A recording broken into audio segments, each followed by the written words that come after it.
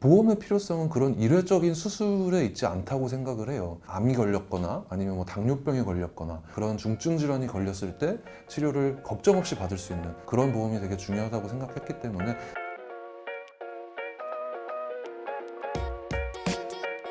안녕하세요. 저는 메리츠 펫보험 페퍼민트 팀에서 일하고 있는 수의사 백준모입니다. 저는 반려견 2마리를 키우고 있고, 한 마리는 12살, 한 마리는 7살 이렇게 키우고 있습니다. 동물병원에서 6년 정도 일을 했고, 보험회사에서 일을 한 지는 한 5년 정도 된 것 같습니다.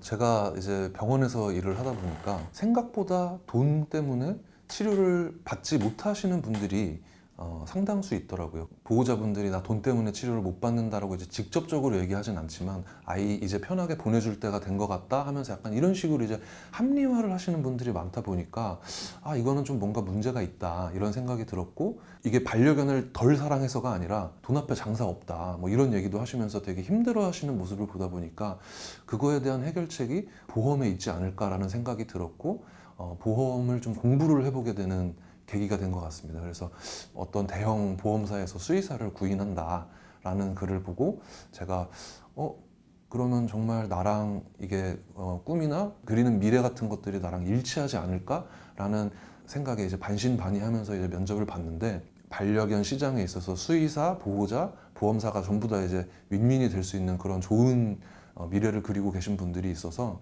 이분들이라면 제가 한번 믿고 좋은 펫보험을 만들어 봐도 괜찮겠다라는 생각이 들어서 이 길로 접어들게 된 것 같습니다.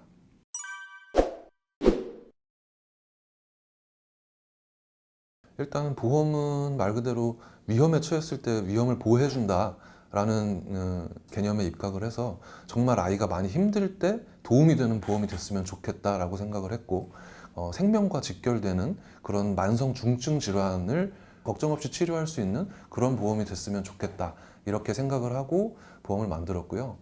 많은 반려인들이 아직 반려견을 무지개 다리를 건너게 해본 적이 없다 보니까, 반려견을 키웠을 때 얼마나 많은 돈이 들어가는지에 대해서 잘 모르시는 분들이 많아요. 그래서 대부분의 보호자들이 지금 가장 필요로 하는 게 슬개골 탈구 보장되냐, 뭐 고관절 이용성 보장되냐, 이런 거를 자꾸 염두에 두시고 보험 가입 여부를 결정을 하시는데, 사실 보험의 필요성은 그런 일회적인 수술에 있지 않다고 생각을 해요. 암이 걸렸거나 아니면 뭐 당뇨병에 걸렸거나 신장이 안 좋아진다거나 그런 중증 질환이 걸렸을 때 치료를 걱정 없이 받을 수 있는 그런 보험이 되게 중요하다고 생각했기 때문에, 물론 슬개골 탈구 고관절에 대해서도 보장은 하지만 만성 중증 질환에 대해서 보장을 해줄 수 있는 그런 보험을 만들고자 노력을 했습니다.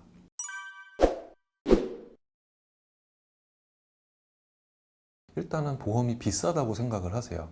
그리고 보장 범위도 적다고 생각을 하세요.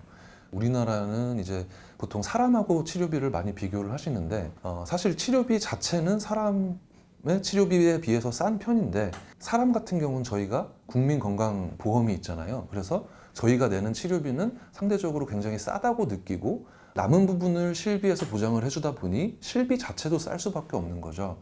근데 국민건강 반려견 보험 뭐 이런 거는 없다 보니까, 모든 치료비를 다 수의사에게 지불하는 방식이다 보니까 반려인들이 느끼는 치료비는 굉장히 비싸다고 느껴지고, 그 모든 비용에 대한 실비를 저희가 보장을 하려고 하다 보니까 아무래도 실비에 대한 보험도 비쌀 수밖에 없는 거죠. 아마 본인들이 국민건강보험료를 대충 얼마나 내고 있으신지를 보시면 펫보험 실비가 비싼 게 아니구나 라고 아마 느끼실 수 있을 겁니다.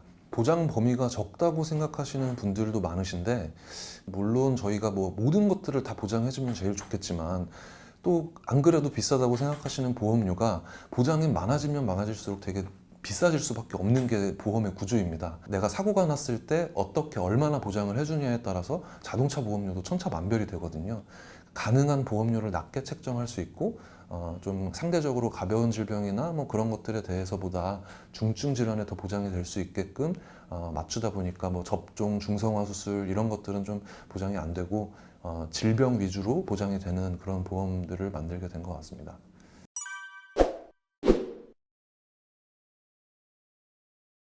사람이 언제 아프고 반려견이 언제 아플지 모르는 일이잖아요. 근데 내가 돈이 많이 모였을 때 아프면 다행히 그 돈으로 어느 정도 해결을 할 수 있겠지만, 돈을 이제 모으기 시작했는데 반려견이 갑자기 아프기 시작하면 적금으로서는 도저히 해결할 수 없는 치료비가 발생을 하겠죠. 근데 이런 경우에도 보험은 보장이 되다 보니까 적금이랑은 완전 다른 상품이라고 생각을 하셔야 될 것 같고, 또 제가 말씀드리고 싶은 보험의 순기능 중에 하나는, 아이가 약간 아플 때 치료를 망설이게 되는 경우가 꽤 많거든요.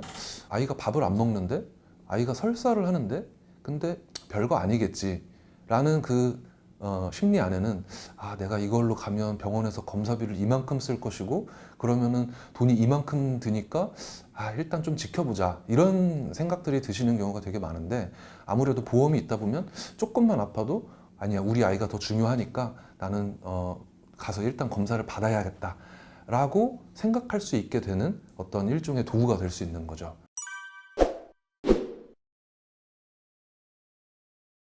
좋아진 것에 대해서는 펫보험을 드는 사람 자체가 많아지면서 그래도 이제 나중에 치료비를 걱정하지 않아도 되는 상황이 조금 더 증가를 할 수 있다는 거. 저는 어쨌든 펫보험이 활성화가 돼야 된다라고 생각하는 사람이기 때문에 반려동물 문화가 조금 바뀌고 있다는 것은 되게 긍정적으로 보고 있는 점이고요.